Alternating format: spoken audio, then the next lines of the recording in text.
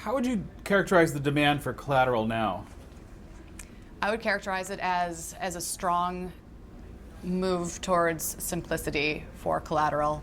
What we have, generally speaking, is a wide variety of collateral. We really need that flexibility. We are a global organization out of the US, APAC, and EMEA.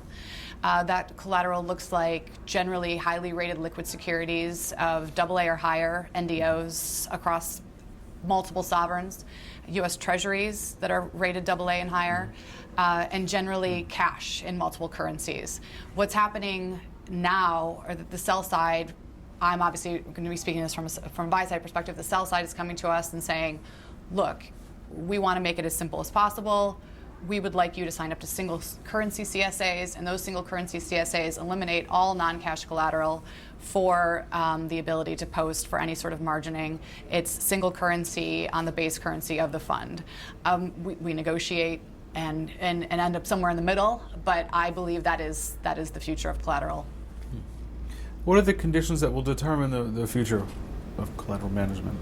I think that's fairly straightforward. I think the regulatory landscape will predict those conditions very strongly. I think the market's not going to be able to push back based on what regulations are coming down the pipe in September and March of next year. Sometimes you can take a look at it, the regulations, and obviously comply, but end up somewhere in the middle and in ensuring that maybe your clients have the best access to what they need, and also you as a buy-side firm as well. But these regulations from a collateral perspective are very, very definitive. And so the regulations and that landscape will define how that looks going forward. And what is the best strategy for firms that want to ready themselves for this new future for collateral management? The best strategy is really to get a group of SMEs together that you think are best equipped to take a look at it from front to back. And from a front to back perspective of what's happening on the trading side, what sort of working capital do the portfolio managers need to still provide the returns that we've been providing for the past 25 years.